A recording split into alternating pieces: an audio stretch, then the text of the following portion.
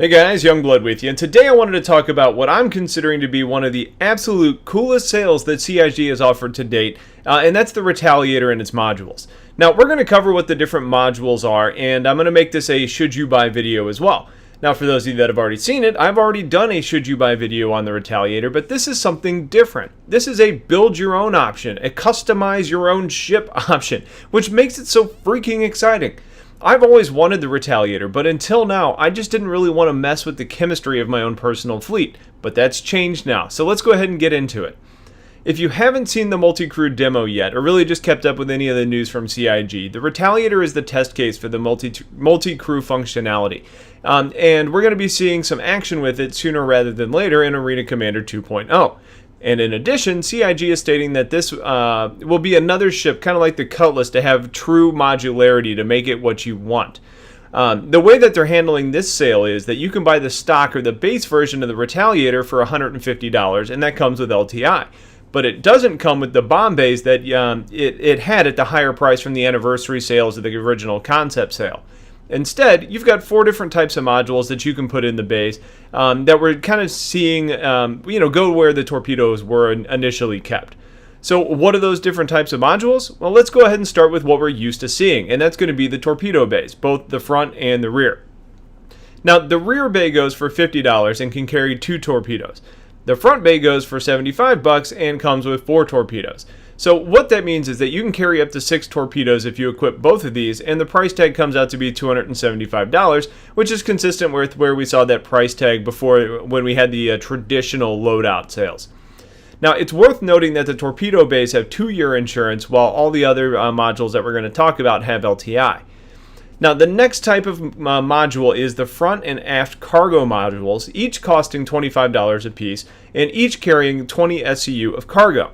Now, the price is really reasonable and actually means that you can have a fully functioning Retaliator for only $200. However, I'm a bit surprised by the low cargo capacity. For example, that's $40 total for the, the modules, or I'm sorry, 40 SCU total for the Retaliator, but something like the Freelancer carries 52 SCU. Now, these cargo units do have the bottom load, like on the belly of the Constellation series, so it is good for quick loading and unloading, but I am a little disappointed in the overall total of the cargo. Now, the total cargo capacity already got cut in half, so I'm not sure if we're going to see this increased or maybe other ships decreased, but something right now seems a little bit off based on the size and what the original estimates were when we had the traditional Retaliator on sale. Now, I have faith that it's going to be worked out in the end, but it is a little bit odd to see where it is now compared to some of the other ships. Now, the next type of module that I wanted to talk about, and the one that they're offering up, is the living area modules. And basically, it turns this old combat ship into a much more hospitable traveling option. The standard equipment comes with a table, a hollow screen for your space Netflix, and a storage area. The front bay also comes with a drink machine or a sink, and the rear has 2 couches, a screen, and a table. So, however, they kind of mention that you can customize these to your liking, so maybe you want a screen somewhere to sacrifice a couch. I think we're going to have those types of options. Now, both the front and the rear cost the same at $25 a piece. And I think these are the modules that we need to get the most information on to really understand the true, real benefit to them. Does this mean it's less fatigue on long flights? Does it mean that you can take on personal transportation missions? Or is this maybe just giving you is the purpose just to kind of have a cool place to hang out with your space friends or maybe hold mid-flight conferences? I don't know, but we're going to need to find that out. But I would say unless you have a real sound reason for wanting these modules, I think that there's different options that are available in the short term. They may end up being great in the long term, but right now, I can't see it being one of the better choices. The final module to discuss is the one that I'm personally the most excited about, and that's the Dropship module. And I'm so excited about it because I've really been wanting a Retaliator, but I didn't want to spend the money on both the Retaliator, knowing that I've already got a Redeemer in my fleet. And for me and my role in the organization, I knew it was going to be important for me to have that Dropship functionality. Now, I can finally get that Retaliator and still keep that functionality with the Dropship module. And this module does come with a heavier price tag at $75, but it does give you the option to carry 12 soldiers with safety harnesses, and 2 heavy weapon racks in the middle of the lift. Now, it also goes on to state that the outer ring of the bay is essentially an armory, which gives you 2 grenade or ammunition cases, 4 rifle racks, 2 sidearm racks, and an energy recharge station for standard power armor. Now, I'm not sure if we've seen enough information or even sure if the Redeemer can match that.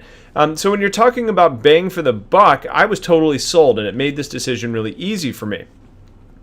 Now, it's probably worth noting that the Redeemer with its smaller frame is probably still going to have more versatility as a pure dropship, but the overall ship versatility is starting to become unmatched with the Retaliator. So when we get to the should you buy portion of this video, I would say if you've ever had your eye on this ship, this is the time to buy it, and I absolutely had no hesitation in making this choice.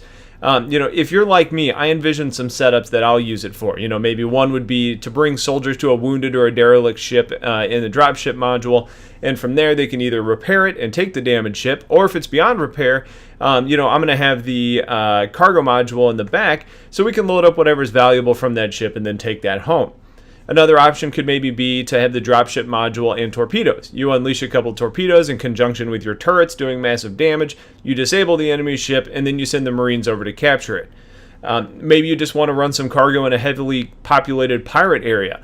Maybe you just put on 2 cargo modules, enjoy being pretty fast in a straight line, and then you've got those 5 turrets dotted around the ship, and all of a sudden you're a target that most people are not going to want to mess with. But any way you really cut it, there's so many options with where we stand now that I find the price tag to be very reasonable to get the ship that you want, exactly what you want out of it.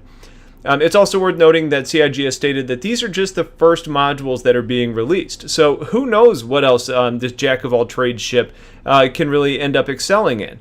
Maybe we see electronic warfare modules, or med bays, or repair facilities, or maybe even mining modules. I think the possibilities are really potentially endless, and that's just what's so exciting about this ship to me, and why I have a lot of faith in recommending this ship to you guys.